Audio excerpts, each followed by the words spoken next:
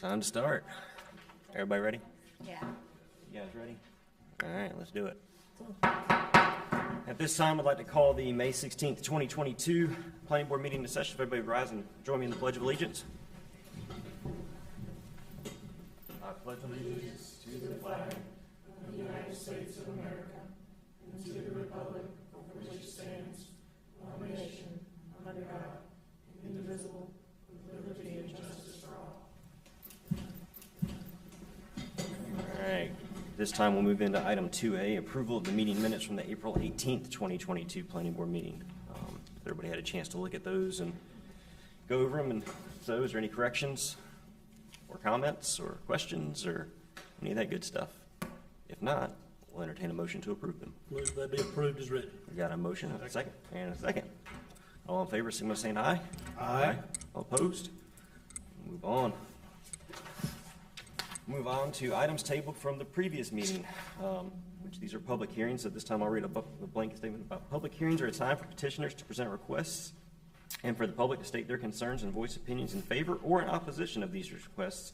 And at this time, I will ask our planning director to review the meeting protocol for public participation as it relates to this meeting. Thank you. Tonight's meeting is both in person and virtual. Tonight's meeting does contain scheduled public hearings. Due to the hybrid nature of the meeting, the public will be invited to comment both in person and virtually via the Zoom virtual meeting platform. When it's the appropriate time, the chair will first call on those wishing to address the planning board that are attending in person, followed by those wishing to address the planning board via the Zoom platform. All attendees that have appeared in person to address the planning board should provide your name and address on the registration log at the podium during the public hearing you intend to speak on. All attendees who have joined the meeting virtually have joined muted. If those joining virtually wish to address the planning board related to a scheduled public hearing, they will need to notify the town host that they wish to speak. For the public's benefit that may be joining the meeting via the Zoom platform, please press the raise hand button in the Zoom app to notify the town host you wish to address the board, or please press the *9 to raise your hand if you're joining by telephone to notify the town host. After an individual has raised their hand, they will enter a queue. When the scheduled public hearing begins, the chair will ask the town host to recognize individuals that have notified the town host they wish to speak by calling out either their name or the last 4 digits of their telephone number. Individuals will be unmuted one at a time and invited to address the planning board.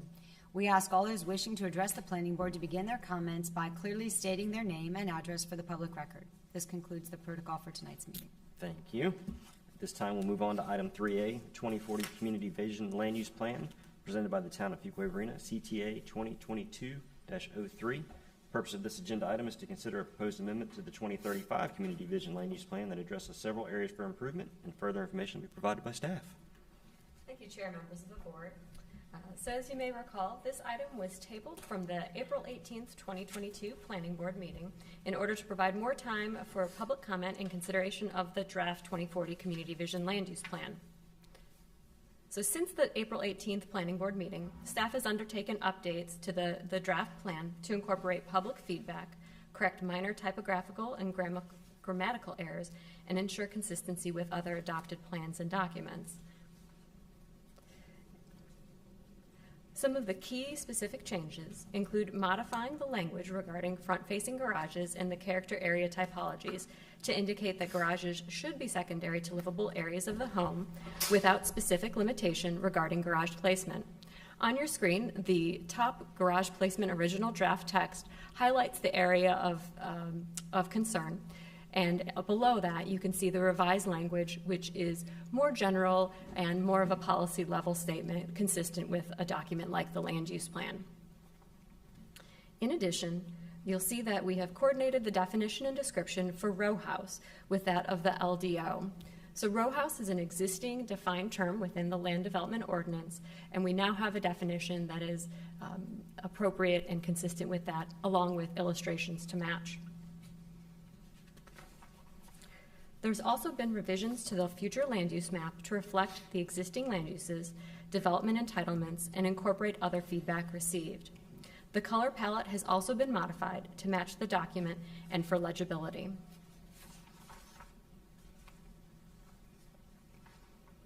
In addition, so previously, The draft of the updated plan and list of character typologies, as well as the full draft document presented at the April 18th, 2022 Planning Board meeting, have been posted on the town's outreach platform, Let's Talk FV, for public viewing and feedback.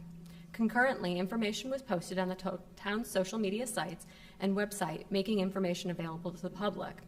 At the time of the staff report, over 14 individuals had viewed the project, over 600 individuals had downloaded at least one of the draft documents, and over 30 members of the public had provided written comments regarding the draft plan.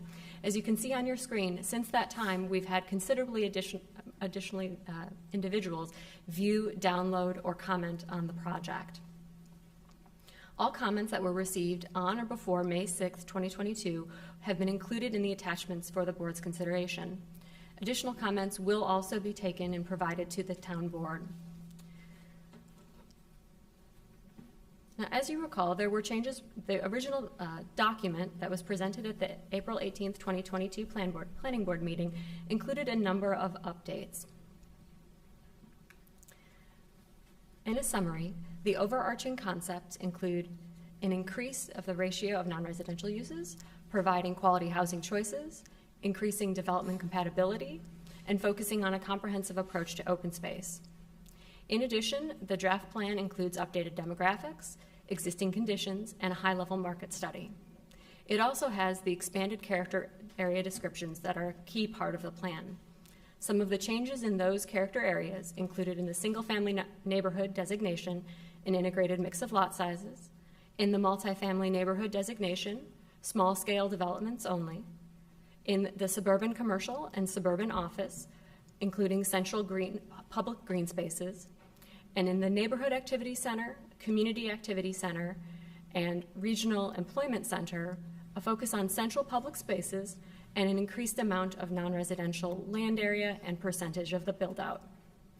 The plan also includes site plan concepts and character area / building illustrations, which we'll refresh your memory on in a moment, a character area typologies crosswalk, building typology crosswalk, and priority investment areas map and policies. So our character area typologies, as listed, are broken down into broad categories. And as you can see, this is our new color palette. This is our character area typology crosswalk, which has also been updated to ensure that it corresponds with the appropriate zoning districts for each designation. The building typology crosswalk, which may also be discussed with our LDO discussion. And with that, those are the major elements that were updated in your original April discussion, as well as our new changes since then. We do have our consultant available. He will be on the line via Zoom for any questions that the board may have. With that, we can take any questions you may have. Anybody have any questions for staff before we open up the public hearing, or actually continue the public hearing? Is it already open? All right, well, at this time, I'd like to go to the public. If anybody wants to speak in favor of this land use plan amendment, I'd like for you to come forward or raise your hand online. Scott, you got anybody online? Oh. Sir, you go ahead. Yes, sir. Yes, yeah, go ahead. Speaking in favor? Against something for specific property, actually. Well, let's go with the in favors first, and then you can do the opposition. And let's try to keep ourselves squared. You got one on? All right, go for it. Okay, Jonathan Bassey, please unmute your mic to state your name and address for the record. Jonathan Bassey, 323 Atterbury Drive, Apex. Are we still doing in favors, or? We are. Sorry, I couldn't address in favor or against online. So should I wait, or? No, you can go ahead. Let's just go ahead while we got it working. Okay. So I hope I don't misspeak. We spoke with staff. Allison has said that this may have been addressed already, but we haven't seen this addressed yet. But we had some concerns on a specific property. My name is Jonathan Bassey with Trademark Properties. I represent the property owner, Mr. Blaylock. The Blaylock farm has been in his family over 100 years. It's on the corner of Highway 42 and Old Stage Road. My background is in development and land. I've done over 2,000 acres, over $1 billion in development. And this land is special in where it sits in its proximity to 540 and proximity to the Bluff County Park, which is a $17 million park approved for spring construction this year. The current plan downgrades, unless it was changed like staff said it would be prior to this meeting, the current plan downgrades his property to rural residential. We've done some research on proximity to sewer and believe that this property is not that far away from being developed. It's currently in the USA, the urban service area of Wake County, so it allows the property to be developed into Wake County or Fuquay. And the town would benefit from the current zoning, which the future land use calls for, over the proposed future zoning, because it doesn't encourage anyone to develop into the town. The comments I sent at the end of the public comments, can we confirm if this property is still rural residential, or was it changed? I think we'll get into that and ask questions here in a few minutes. We're not going to get into individual properties and answering particular questions. This isn't that forum. Gotcha. Yeah. So, I mean, we're happy to take any feedback you have, but we can take notes on the board and ask questions. We would recommend the staff, just planning board recommend that the staff go back and look at some of these specific properties, because this plan will go to 2040, and it's a huge guide in what gets developed. I was involved in a property over across from Wake Tech off 401, and a similar situation where the future zoning called for a certain thing that certain density or certain type of use. And, it's really important that these properties on the outskirts that are in the ETJ and also the USA are really looked at closely. So the recommendation would be to really look at this more and make sure that this is really correct zoning's tapped into these properties. Thank you. Thank you. Scott, do you have anybody else online? And I'm going to go with that was an opposition one, not a favor one. So if there's anybody online, we're going to go with the in favors right now, and then we're going to switch to the oppositions. There are no other hands raised. All right, now we're going to switch it to the oppositions. So anybody else wishes to speak in opposition, come on up. There we go. Just make sure you state your name and address for the record. My name is Neil Motoparthy. My address is 105 Cashel Drive in Goldsboro, North Carolina. I'm the contracted buyer for the property that Jonathan just spoke about, and just want to echo his same sentiments. It really doesn't make sense for this specific thing to be downzoned, and I guess we didn't want to go too heavy into specific properties, but I just want to say that for the record. Got it? All right. Makes sense. Anybody else wish to speak in opposition? Good evening. My name is Paul Quinn, and I live at 4737 Shady Greens Drive, Fuquay. I also work for a regional home builder, and as I went through the draft code, I was shocked by the fact that there's nothing in there about affordability, except in a historic context. We're adding regulations that are going to add cost to every building that we build, but we're not thinking about who we try to build for and who's going to be able to afford houses in this town. We're not going to be able to, your police officers, your firemen, your nurses, your teachers are not going to be able to afford it when you add dozens of regulations like this. And I just wanted to express my opinion. Thank you. Appreciate that. Thank you. Anybody else wish to speak in opposition? All right, Scott, you got anybody online? No, sir, no hands raised. All right, at this time, we're going to close the public hearing and bring it back to the board. I think it is helpful if we could talk through some of these things, especially I don't want to get into particular properties because I think that opens up a can of worms that we don't need to get into at this hearing. We'll be here till this time tomorrow. But I think it is important to look at some of the map that we see and explain maybe the rationale behind what was something rural residential, versus the single-family neighborhood and how that maybe correlates to our USA. And I know we have long-term USAs and short-term USAs, and how did that correlate? Right, and just in reference to those specific properties on Old Stage Road, those areas were converted back to single-family neighborhood Right. from the rural residential. Right. Specifically. And that was one of the things that we did take public outreach and feedback concerning. We did look at some specific properties, we looked at some specific areas as far as whether they should be shifted, and some have changed since our meeting back in April. Yeah, it does look like the map kind of clusters it to where you see this yellow that's on the screen as being the rural, kind of being more on the outstretched sides, which the single family, correct me if I'm wrong, kind of gives people some options on if you can extend the utilities, you can. But if you can't, then you can still kind of go into that, maybe that rural type neighborhood where you're having 20,000 square foot lots, is to be compatible with our neighbors out there in Wake County and in Willow Spring and that area. And again, we can only base these, both the land use plan and our priority map area, we can base it on what we know now and today. And so there is always, just like this is a living document. If utilities are extended and development moves out, just like kind of it's moving south down Purfoy and 55, there's always the opportunity to justify an amendment to the land use plan or even potentially an update to the plan in the future. So this is not hard and fast. Right. I think it's also important for everybody to understand, we talk about more regulations, but there was a lot of feedback that came into this, why this LUP needed to be done. I feel like that's something we need to talk about in the public as to what necessitated us to really kind of draw this thing down and start to really revamp the land use plan. We get these big developments of just clusters and lots of small lots.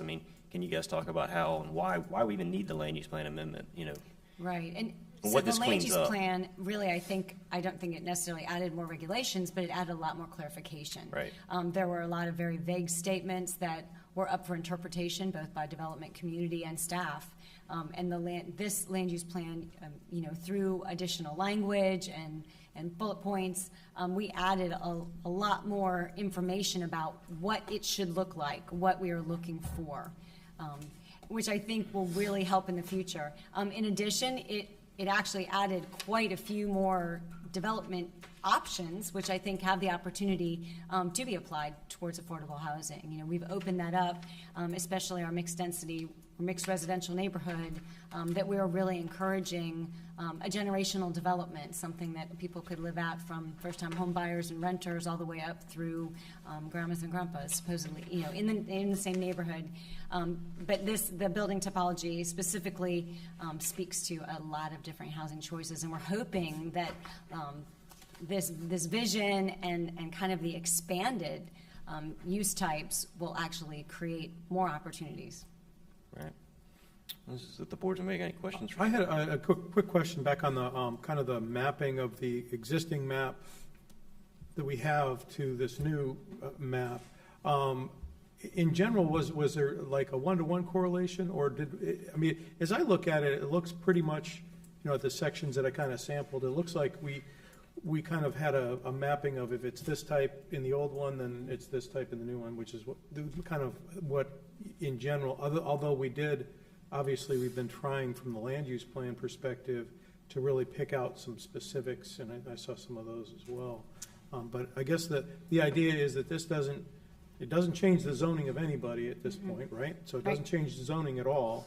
But if somebody got changed over in their land use plan designation, obviously there's options for changing that if we are working on doing development to get your actual zoning change, and even maybe making a direct amendment to the land use plan if it's required for your property.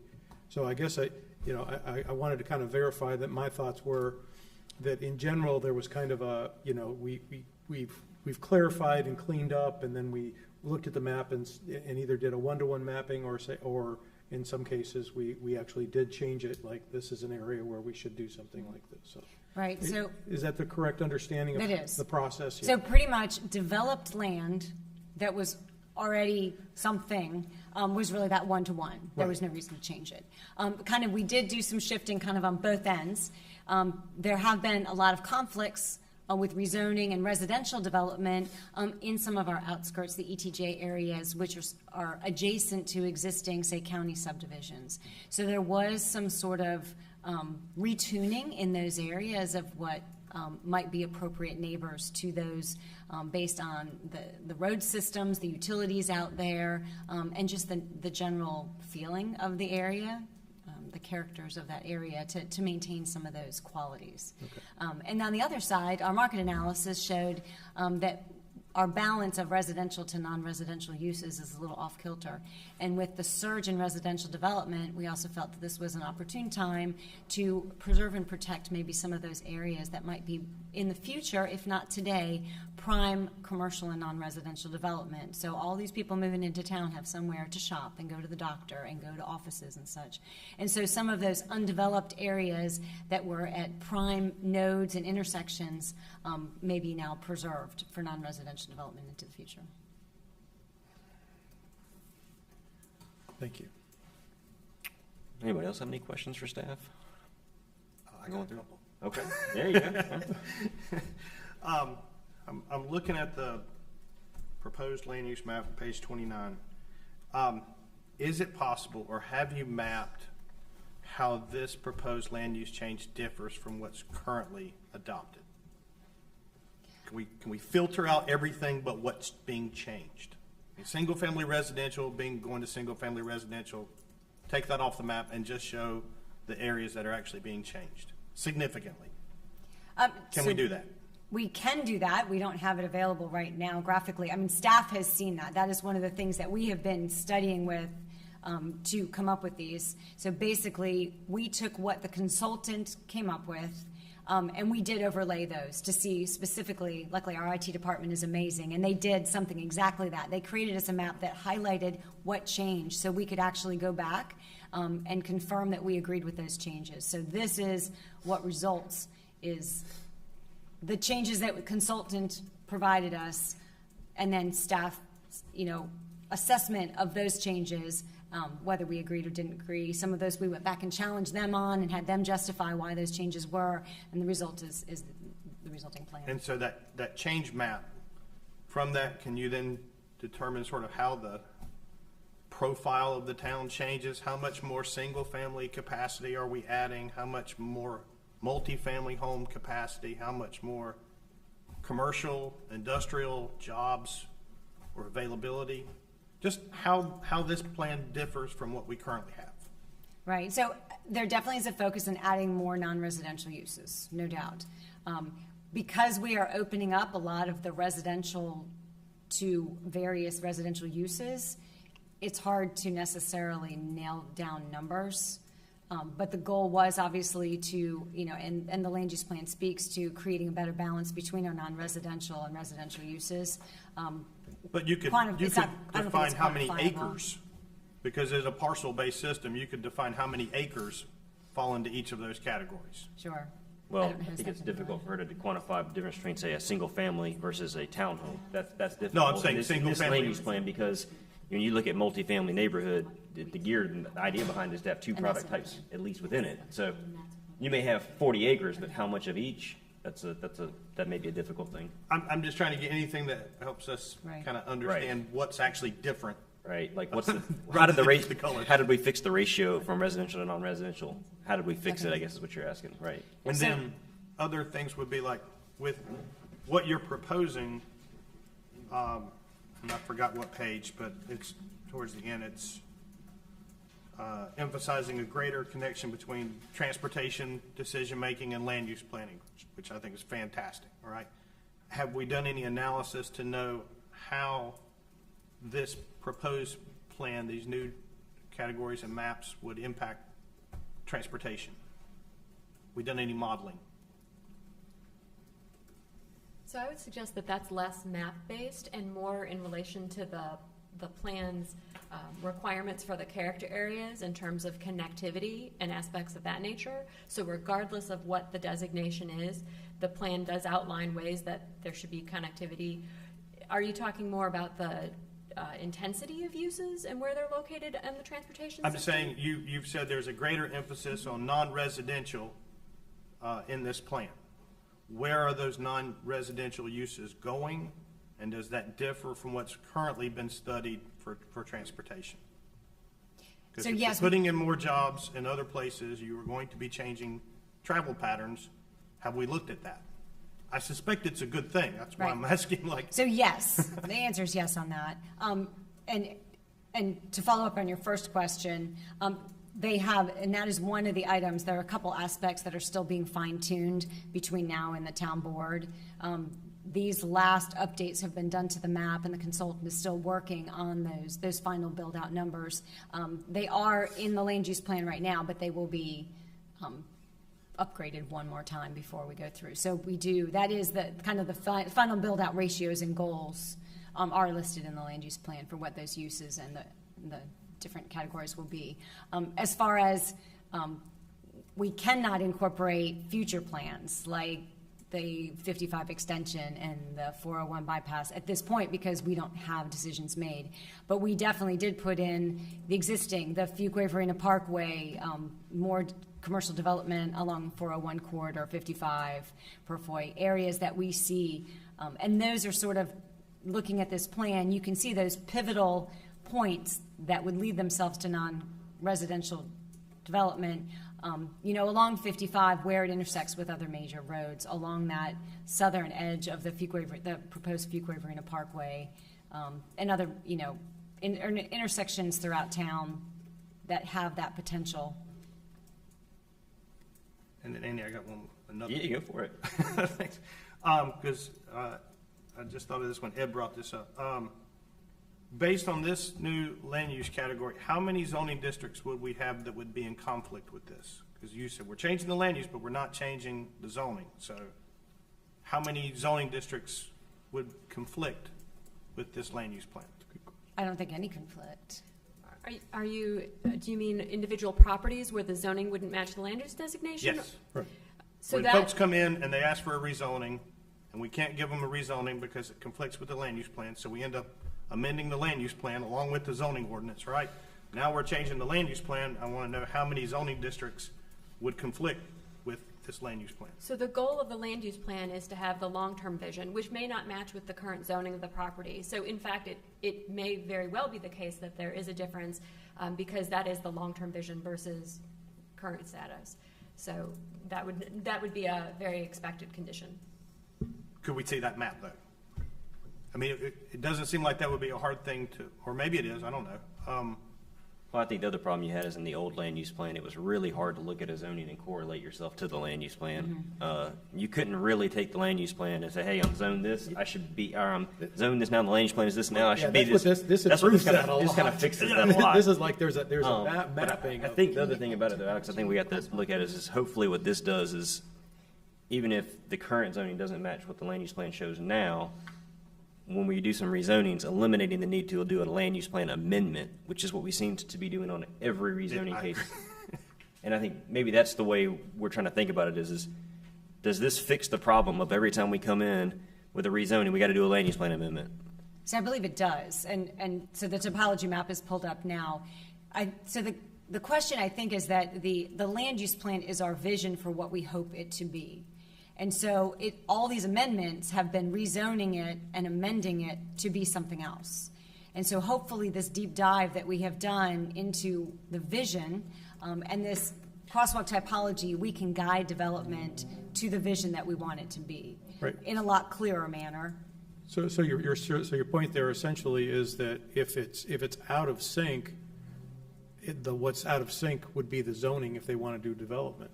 What's out of sync is not the land use plan, but what would be out of sync would be the current zoning. And that would need to be corrected when they wanted to do. Right, we've almost been like letting people customize their own zonings and customize the land use plan according to what they want to Customize the land do, use plan which based on the zoning. is not really what we want to do as a town. But it also then, as a planning board and as a town board, this is a commitment really, more of a commitment maybe than we've shown. To the land use plan kind of really does guide us, and it'd be an unusual thing to change the land use plan versus changing the zoning. Well, I think that's why I'm confused. So 401, 55, 42. right? It's maybe a year, within the last year or so, we had a rezoning in that industrial property. I might be remiss, if I'm wrong, somebody correct me. You know, you're talking about the one that was right there at the corner of the old sports complex. Yes, Yeah, yeah. right? It was So- land use planned as light industrial, and we allowed it to be corridor commercial. Correct. Right. And now we're changing it back to industrial. Yes. So that, in a sense, was corrected with the previous amendment. What was identified with that specific case was that there was a disconnect with the permitted uses that were allowed in the different various zoning districts. And so basically, we had let uses that were really not appropriate for industrial uses kind of sneak into those. So through the Amendment 16 that was approved by the town board on June 2nd, we cleaned up those uses. So hopefully, we won't have that sort of weird, some uses merged in with some uses where they don't belong, but now other uses are still barred, that now there's a much cleaner organization of what uses belong in what zoning district. So I think that was a specific one-off based on the permitted uses allowed, that in that case, indoor recreation was allowed in industrial, but a place of worship was not. And what's the difference between them?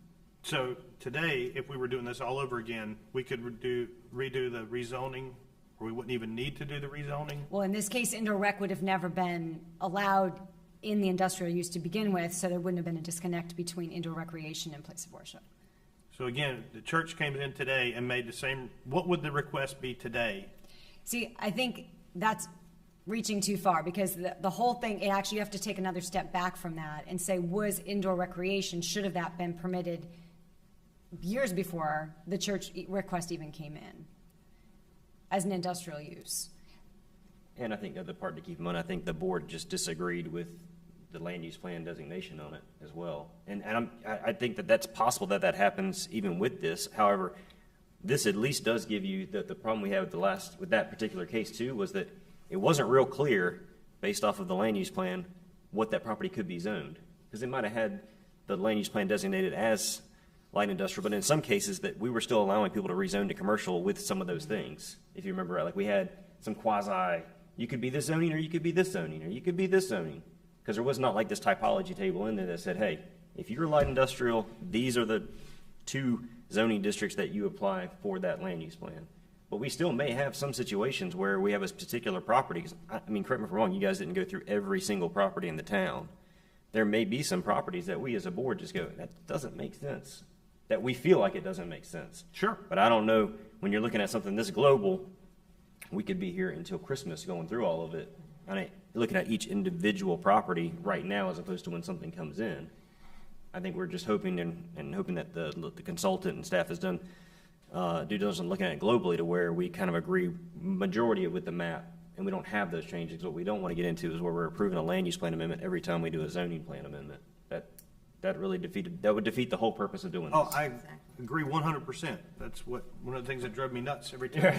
Right. We had a rezoning.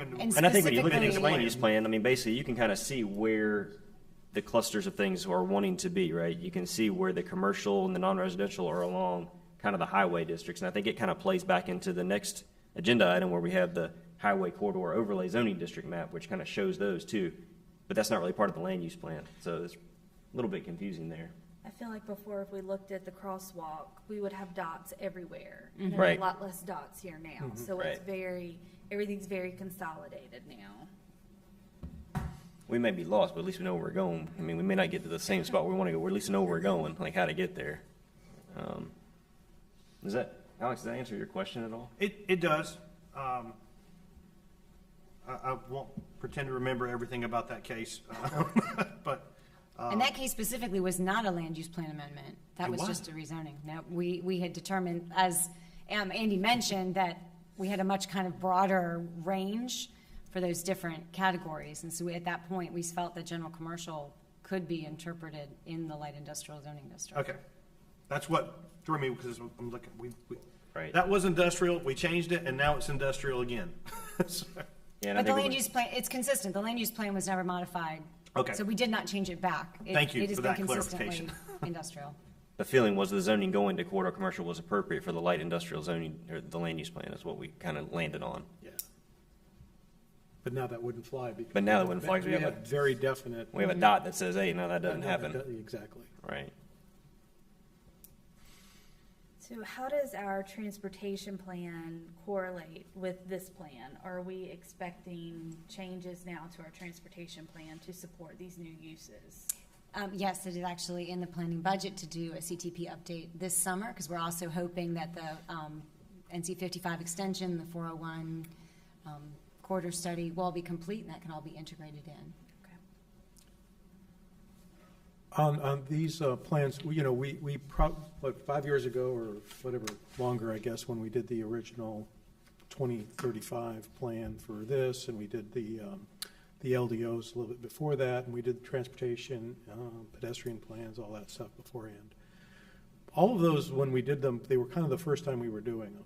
And so we had an awful lot of community input. We had, charrettes, and we had all kinds of stuff happening. We did a lot of outreach. I think partially because of COVID, we may not have been able to do quite the kind of outreach we would have liked to do with this plan.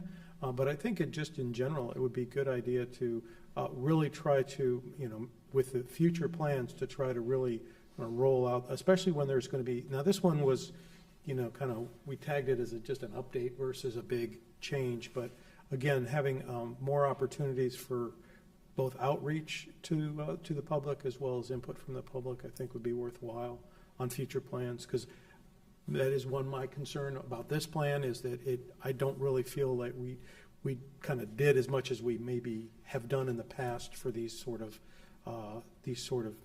changes as they affect the public. The other thing is the outreach should also include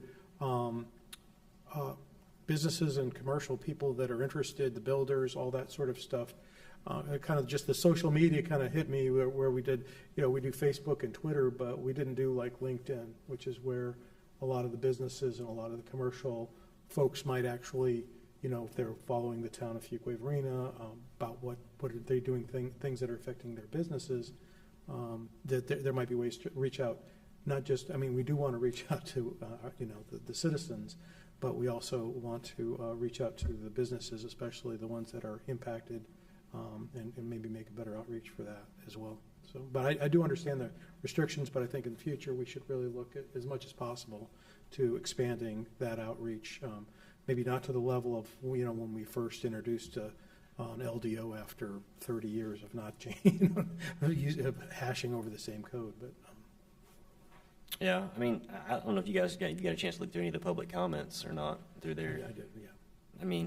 A lot of comments about tennis and stuff like that. I think sometimes we got to balance that out, because I think the public's important that we get their feedback. Obviously, I think that's part of the reason why we're going through this, is because the public has said, whoa, our roads are congested. We're getting all these really high density developments coming in. We got to do something.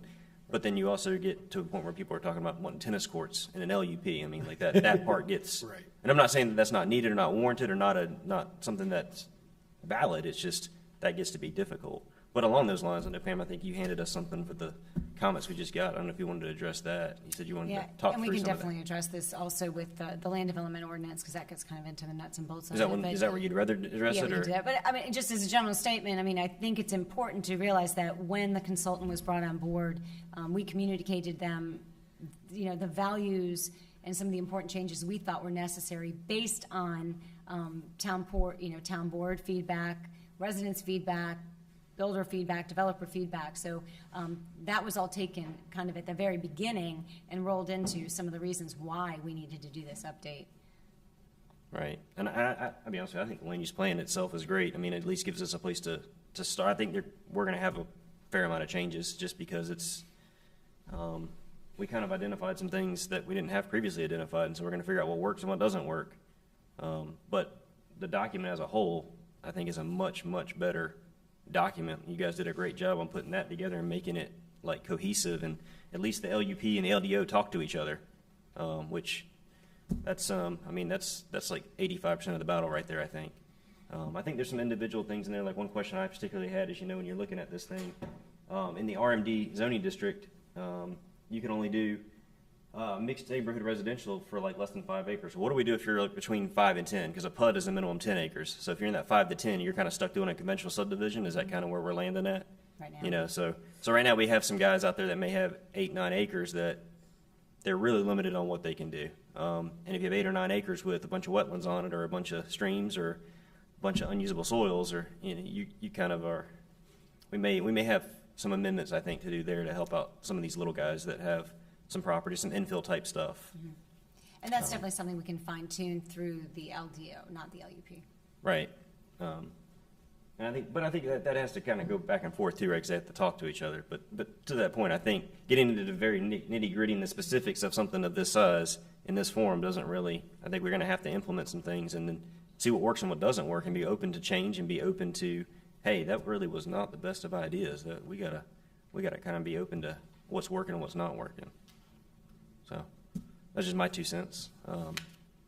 Anybody else with any comments, questions, concerns, motions, seconds? I actually want to make one more comment. We had somebody bring that up about affordable housing. I think I would like to see, I don't know what the plan is that the town staff is thinking about in terms of affordable housing, but with the you know, we have inflation going high, we've had, and the housing prices in Fuquay-Varina skyrocketed. Many of us are smiling when we look at that, at least until we get the tax bill. But, you know, either way, so, but housing is becoming more unaffordable in Fuquay-Varina, which for many, many years was known as the affordable place to live in Wake County. So it's, you know, again, a little bit too late for this plan, but it would be nice to either see a standalone affordable housing plan, or the next time we go through and do an iteration on a land use plan, that we have a very specific section that talks about affordable housing and addresses it directly.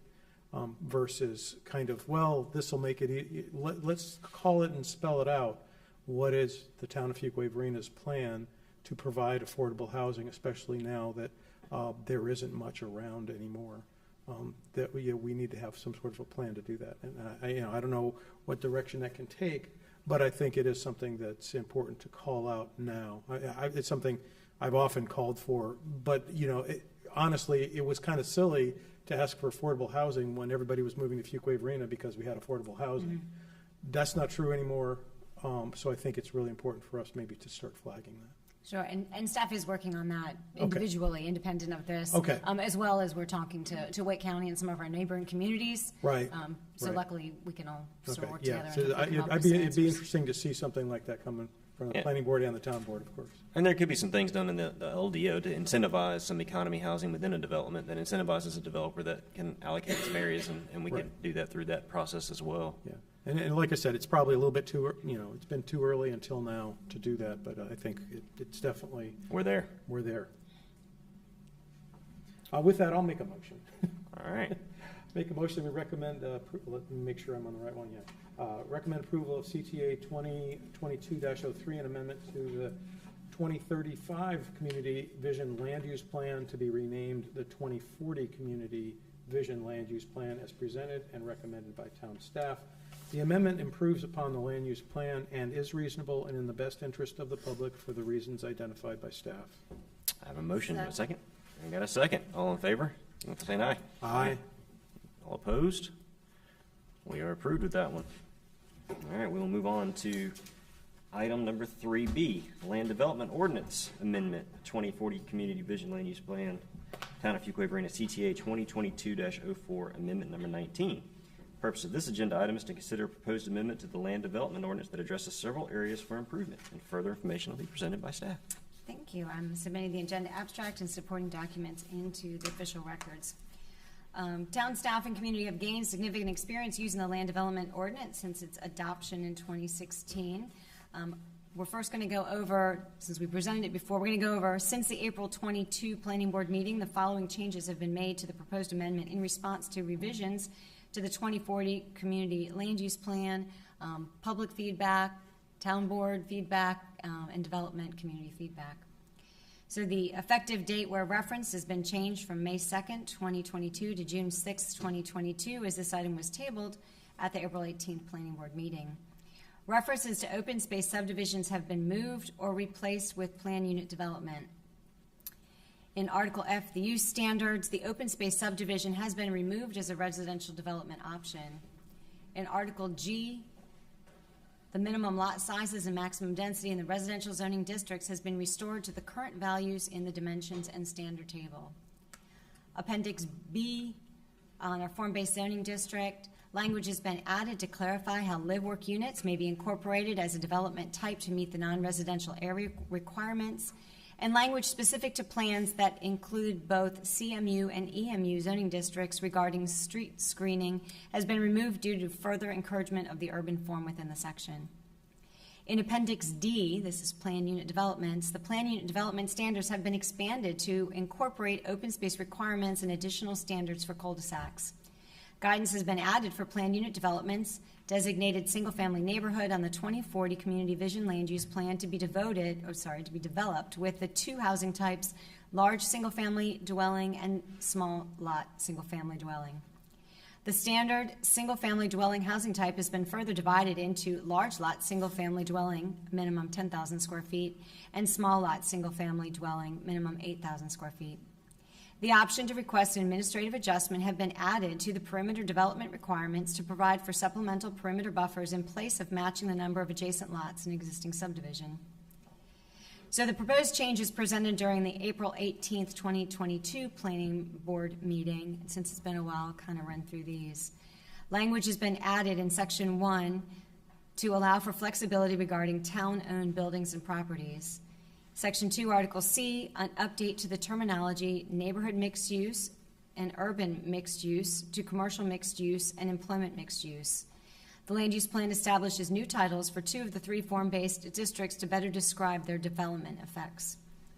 Section 3, Article D, the zoning district descriptions have been updated for the residential agricultural, residential low density, residential mixed density, residential high density, core commercial, general commercial, research light industrial, heavy industrial zoning districts to align the changes, so the same language from the LUP. The Highway Corridor Overlay Zoning District has been established to secure the main thoroughfares in town for the most appropriate commercial and non-residential uses.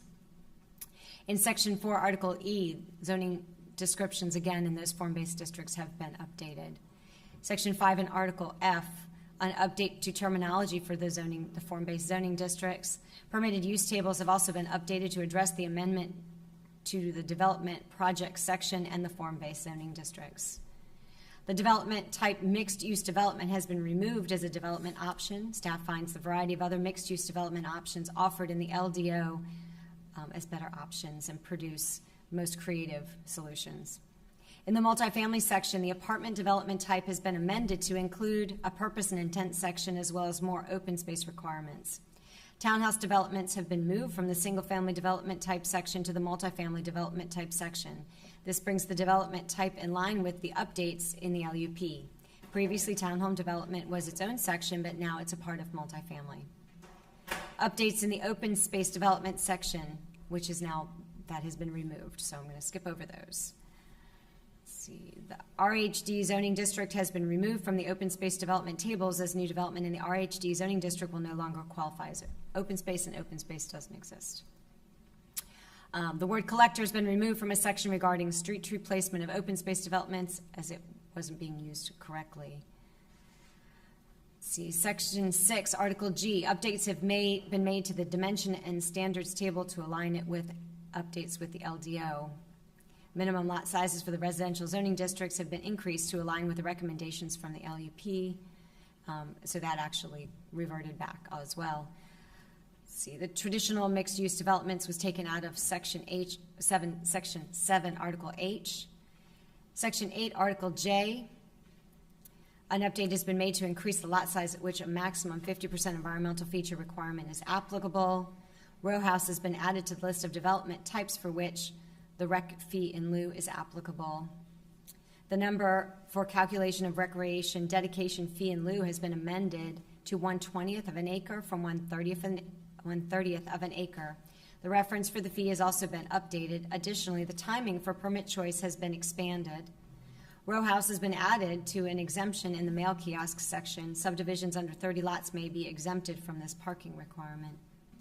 Language has been added to the construction guarantee section that provides an opportunity for non-residential site plans to provide a fee in lieu, as major subdivisions currently do. Additionally, language has been amended to shift the town board approval of the request to the construction drawing stage from the preliminary plans to better align with the engineering of the development.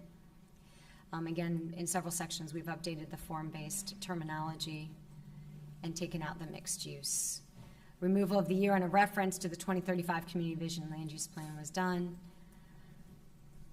A language has been added to provide guidance for residential off-street parking and garages in Section 11, Article N. In Section 12, Article O, a reference to plantings required for mixed-use developments has been removed, as traditional mixed-use development is no longer a development option. A reference to foundation plantings on single-family homes has been removed. Updates to the perimeter buffer requirements in form-based mixed-use developments has been made to clarify that perimeter buffers are required at the project boundary. Updates have been made to clarify that no lots within a subdivision shall contain any required buffer or open space.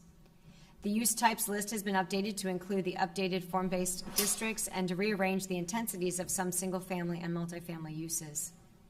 Language has been added to the street tree buffer section that states that street tree buffers may be included on lots and that street trees must be continued across non-residential and open space lots. In Section 13, Article P, a reference to a bicycle master plan has been removed. The town applied for funding around completion of the 2017 LDO, but funding was not awarded and that plan does not exist. Section 14, Article Q, the exemption for townhouses has been removed from site plan components, as townhouses are now considered multifamily. And a requirement for a neighborhood meeting has been added to special use permits. Clarification has been added to the townhouse development section that the preliminary and construction drawings shall be submitted in accordance with the major plat standards. In Section 15, Article S, outmoded definitions related to the newly updated Appendix B have been removed. References to the traditional mixed-use development has been removed. Multifamily definition has been clarified to include townhomes. The definition for non-residential development has been clarified. The subdivision and subdivision minor definitions have been edited to exclude the specifics that are already outlined in the respective articles to avoid redundancy. And townhouse development definitions have been clarified for their new applications. In Section 16, Appendix B, this section has been entirely rewritten in response to recommendations from the 2040 Community Vision Land Use Plan, now called residential mixed use, commercial mixed use, and employment mixed use. The three mixed use form-based districts now conform to the updated LUP, and the appendix is now more user-friendly. These three form-based districts now respond to the LUP's newly established Neighborhood Activity Center, Community Activity Center, and Regional Employment Center classifications. Together, the LDO and LUP provide framework for vibrant, creative mixed-use developments as well as centers of commerce and lifestyle. Attachment F, Section 17, Appendix C, language has been added into this appendix to state that the TCR zoning district is also applicable to the areas immediately surrounding the Judd Parkway Loop. This is also in response to the LUP. Section 18, Appendix D, the PUD section has been revamped to become a more flexible and applicable zoning district. Standards have been outlined that once were not, allowing for greater ease of use.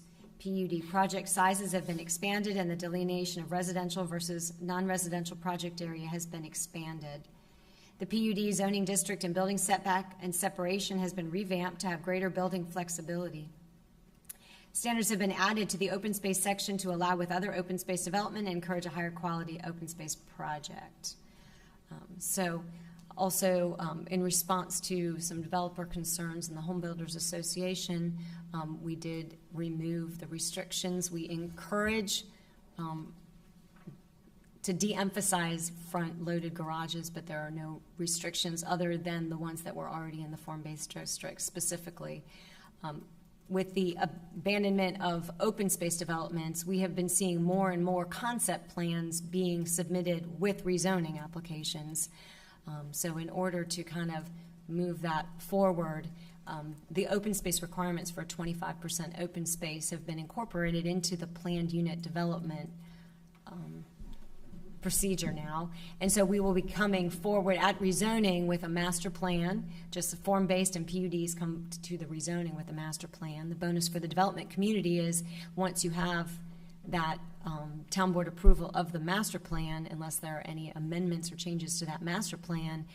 Preliminary plans and construction documents may proceed without any additional town board approvals. Right now, we have 3 different types of open space developments. We have a 10%, 18%, and 25%. The 10% and 18% are incredibly underutilized, if not at all. Most of the parcels that we are seeing coming through have substantial environmental features, and so the bonus of the 25% open space and the smaller lot sizes and more flexible development that is provided, generally people go straight to the 25%. So it seemed as part of the whole simplification process, why have 3 different categories if only one is being used? So that was the one that we have wrapped into the PUD standards. To the question, to your point about master plans, and once you get the master plan approved in town board, you don't go back to town board for a preliminary subdivision unless there's a change. How do you deal with that with where I know like in the PUD it says you can't have lots on a floodplain, for instance, or if there's flood hazard soils, typically what's been done is you do a flood study on those flood hazard soils at a preliminary level or a CD level, not at a master plan level. So does that mean now that engineers and stuff start doing that and planners doing that at master plan level, or does it mean if you choose to put lots on flood hazard soils hoping that your floodplain is going to be shrunk when you do your flood study, you got to go back and do an amendment now at that point because your master plan shows them on there? How are you guys going to? Trying to figure out how our developers, are they having to sink more money in at the master plan level, or is there just going to be a more of a defined list of what necessitates that kind of change? Right. Well, with 160D, with the updates to 160D we did last year, there is some very clear language for both master plans and preliminary subdivisions in what constitutes a major and a minor change. So there will be, and those elements really are the amount of open space, the number of lots, the minimum lot size. There's a list of 5 specific items that constitute a major change. So there will be the opportunity for administrative approvals of minor amendments. So as long as it keeps kind of the intent and the idea of the master plan, those items can be basically amended, just so we have them on record, that everything matches up master plan through the process, but they will not necessarily have to go back to the town board for approval. Gotcha. Any other questions before we kind of continue the public hearing? All right, well then we'll continue the public hearing and ask if anybody wants to speak in favor of this town code amendment. Scott, you got anybody online? No hands are raised. All right, then we will move to the opposition section of this. Anybody wish to speak in opposition? Scott, you got any hands raised? I see no hands raised. All right, well then we are going to close the public hearing and bring it back to the board.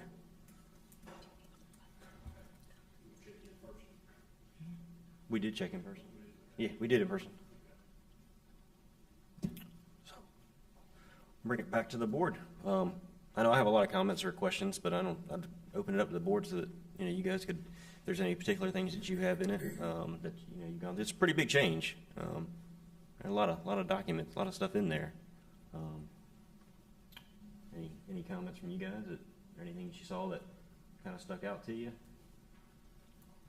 I know one thing in particular that stuck out to me is I don't even know how we do a townhome development or a 0 lot line development anymore. Like, I don't understand how could we do it?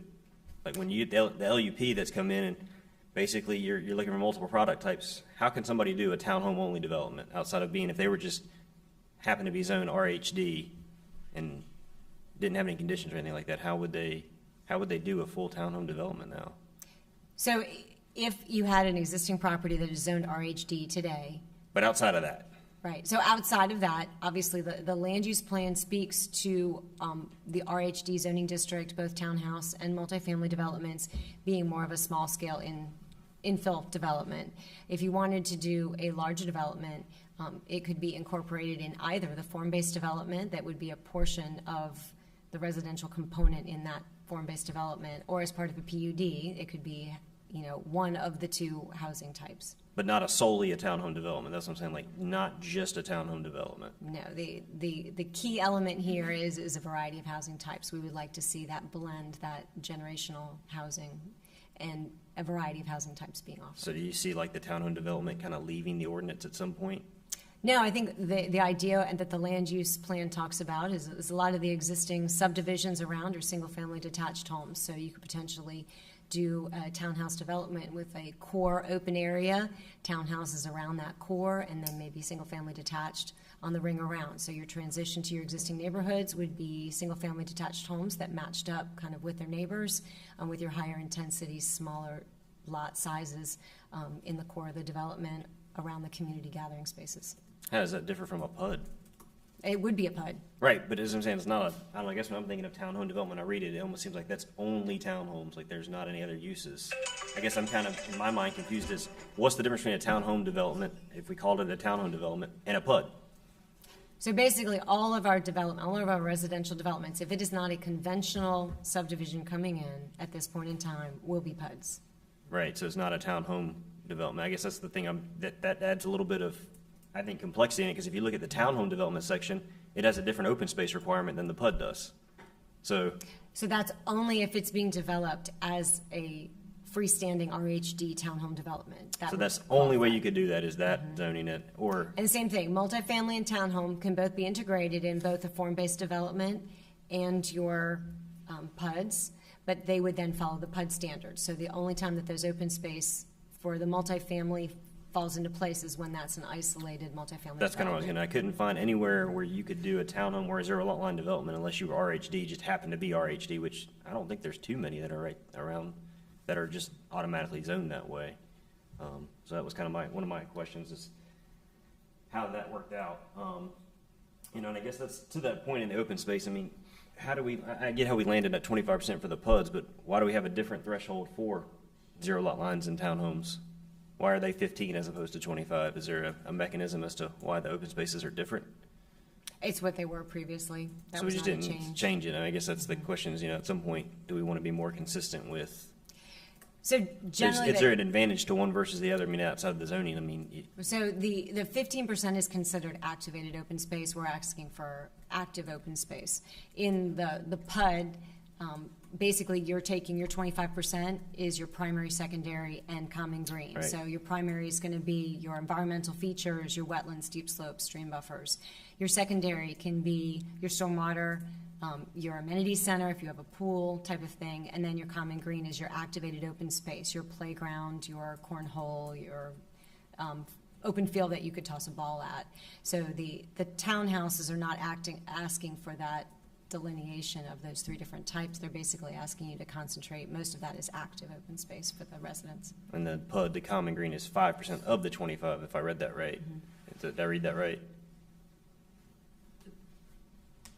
Did I read that? You kind of basically transition from the open space developments into the PUD, where that common green percentage was 5% of the 25% total. Yes. So that's basically, if I exactly- did my math right, because also the minimum for common green is 10,000 square feet. So really, unless you have a 20-acre tract, you're going to be doing 10,000 square feet, because you just don't work out where 5% of 25% doesn't work out until you get to 20 acres. Does that sound about right? The minimum common green, I thought was, I know it's a 75-foot wide, 100-foot deep. Right, it just says minimum 10,000 square feet, though. Okay. So yes, and that is directly out of the open space requirements. So those aren't new standards. Those are what the majority of our developments were coming through as 25% open space developments, and those are just parallel requirements that just Well, came right out. the open space development had, your thresholds of the open space, and then I think common green was 20% of that. So this one looks like it's 5% of the 25%. Is that? No, it's 5% of the whole thing. So I think that's part of the clarity I think that could be worked on between now and the town board, is because when I read through it on the page. So we specifically simplified that because we felt that a fraction of a fraction was confusing. It is And so we will make sure that language reads clearly. But the intent there is that it is 5% of the whole and 25% of the whole.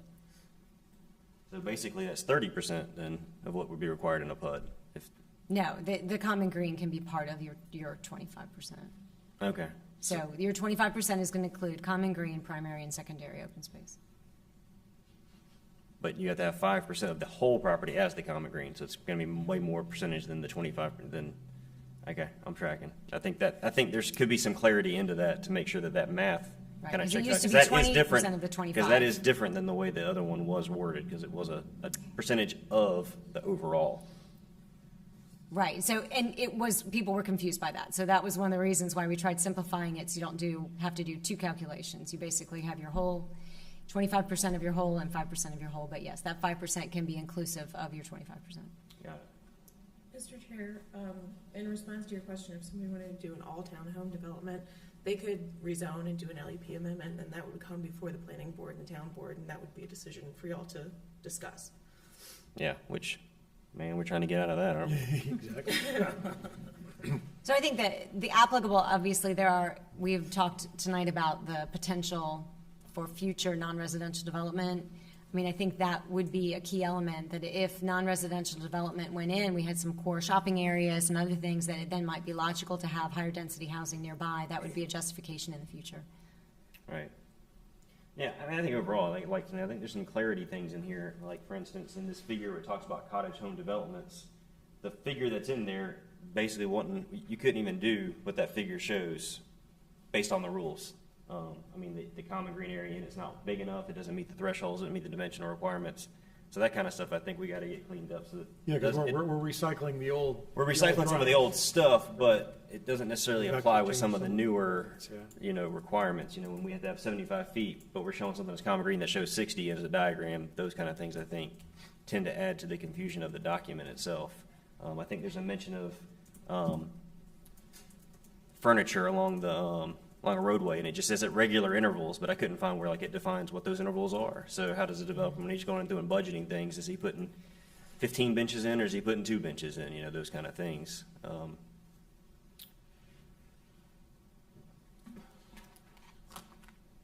Alex, you got nothing?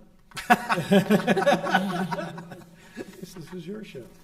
I do. Okay, I was going to say. Well, I just want to know if staff could speak to the comment that was printed out here as to maybe remind us why we're doing both the land use plan and the LDO at the same time, and how many developments and cases are kind of being held up and waiting for us to complete this. Right, so there are a handful of developers that have generously put their projects on pause to wait for the results of this. And that was one of the reasons that we really felt that it was important to pull them through together, because we could approve the LUP and that would give us this vision, but we still wouldn't have any tools in the toolbox to make it work. And so by pulling them through together, we think there's a lot of consistency, and it always, people have been very patient when we asked them to take this pause, and so we felt it was the utmost importance to try to tighten that time frame as much as we could so we can get things rolling again. Thank you. I think that's important to know. I mean, we've got some zoning cases that have been here since January, February, and we've put them off this far. I mean, I think we kind of owed it to the public to revise these maps to get it more in line and hear what they're saying. But we also owed it to the people that are developing and creating housing to not hold them up because of something that was outside of their control. Mm-hmm. Any more particular comments, questions, concerns, motions?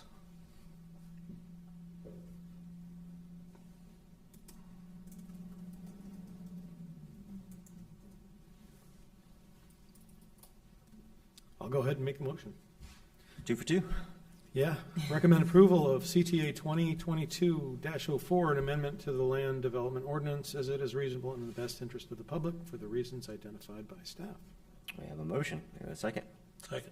A motion and a second. All in favor, saying aye. Aye. Opposed? That one passes as well. All right, we will go to our last public hearing, item 4A. Another town code amendment. Boy, we really got it today, don't we? Town of Fuquay-Varina Land Development Ordinance Amendment to number 20, National Flood Insurance Program, updates for flood damage prevention regulation, CTA 2022-05. Purpose of this agenda item is to consider a proposed amendment to the land development ordinance that addresses several areas for improvement. Further information will be provided by staff. Thank you, Mr. Chair. Good evening, Board. I am submitting the agenda abstract and the supporting documents into the official record of the town. New Federal Emergency Management Association mapping, known as the Flood Insurance Study Report and Flood Insurance Rate Maps for the town of Fuquay-Varina, will become effective on July 19th, 2022.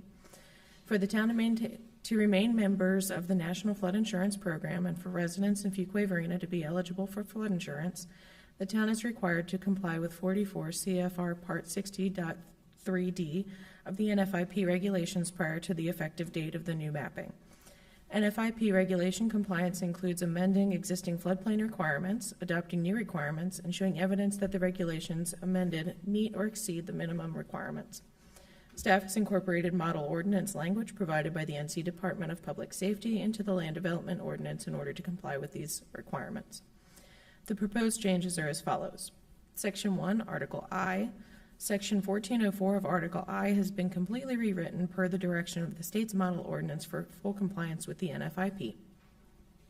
Section 2, Article S. The following items have been added to this section. Some of these terms may already be included in Article S, but have been included again because they are particular to the flood damage prevention regulations included in Section 9-1401 of Article I. Accessory structure, addition, alteration of a watercourse, appeal, area of future conditions, flood hazard, chemical storage facility, design flood, development activity, digital flood insurance rate map, existing building and existing structure, floodplain administrator, flood resistant material, floodway encroachment analysis, letter of map change, light duty truck, manufactured home, map repository, non-conversion agreement, technical bulletin and technical fact sheet, temperature controlled. The following items have been struck from this section as they have been either better defined elsewhere in the section or are now obsolete. Existing construction and mean sea level. The following terms have been amended to better conform to the usage in the updated flood damage prevention regulations section. Area of shallow flooding, existing manufactured home park or manufactured home subdivision, floodway, future conditions base flood, future conditions base flood elevation, hazardous waste management facility, highest adjacent grade, lowest adjacent grade, recreational vehicle, reference level, regulatory flood protection elevation, substantial improvement, violation, water surface elevation, water course. And I am happy to answer any questions. Any questions for staff? Yeah, I do on this. I read through all these things that these were changes. What's the actual impact of this? It's one of those things. Is this just a matter of us making sure that the language is the same as what they're expecting? Or were there any material or substantive changes to our regulations or how we do things as a result of these requirements from the So NFIP? we already have flood damage regulations, Right. flood damage prevention regulations. Yep. These were to update those, and also we got new flood insurance rate maps. So the whole state was remapped, and this was our turn. This is a little engineering for me, but I think that they were all updated. There were things they wanted to refresh, and it was all part of this map rollout with the mapping updates. Okay, but it sounds like because we already had something in place, these were more of a fine tuning thing, and that's what I had trouble telling from looking at it, whether this was a fine tuning or whether that we actually, now that we've got these new maps and we, in order to keep the insurance rating for all of our citizens, we've got to do a whole bunch of new things or things better than we did before. But it sounds like more of this was aligning. The way I look at it is just aligning what we're doing, what we're already doing. So there's not I guess the concern is, is there really an impact to either somebody developing something new or a big impact to, the existing homeowners and property owners out there? No, it was a lot of terminology, changes. That's about all I saw, which is why. Yeah, it was a lot of date changes. It was we used to call it this, now we call it that.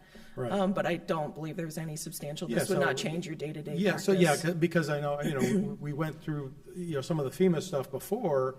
So it seemed to me like we were already kind of up to date in terms of what FEMA normally would require. So this is kind of like mapping or matching up with this Insurance Institute for these new maps, mapping up to the FEMA work we already did.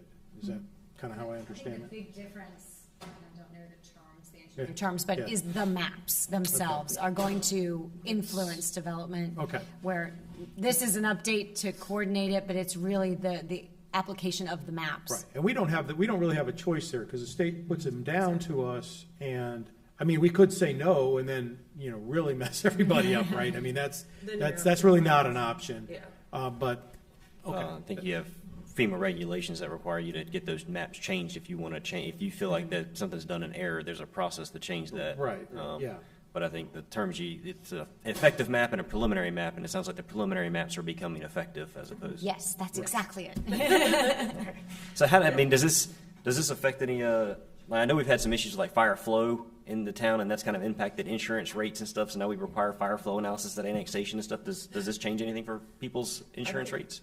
Sorry. Does it help? Go ahead. I'm not sure about insurance rate. I know we have several developers that are very excited about this because it will change their developments. Yeah, some of better. those preliminary maps shrink, some of them grow. It just depends on where you're at and where the stream is and what the tributary looks like to it. So, I mean, I believe your fire insurance rating is separate from your flood insurance rating also. Yeah. For the towns. right, yeah, I'm just saying like from an insurance, We're not a CRS also. I don't know what. So that's the community rating system. It's a ranking system for different communities on the amount of effort that's right. not a good So word, but the amount of programs they have in place for their flood insurance rating.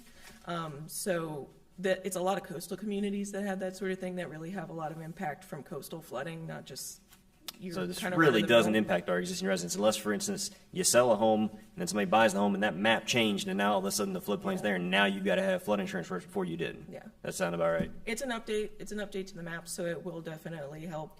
It's going to help some and hurt some. Sure, yeah. Does this Not get by our incorporated in our GIS? I believe I think it's at the state level they map this stuff in GIS. We do not have it on our Fuquay GIS. I think you do. Yeah. Oh, Now, the question will be is are you guys going to be correlated to match? That will be the question. I'm sorry, what was your question? I think the question for GIS will be is yours going to pull straight from the state database or do you have to update your, how does that work? So to make sure that the It'll state be doesn't show updated it to different, be or compliant. you pull the map offline and that doesn't match the GIS. So Yeah. you're right, the map, the actual physical map. Yeah, GIS is kind of a non-binding thing, but Okay, yeah, just informational. it does give residents a nice way if you don't know how to go pull those maps, which is not the easiest thing in the world. And if you're buying a house, that's how you do your due diligence. You bring it up and it's like, oh, there's a lot of green stuff right where my house is. Better get some insurance. Okay.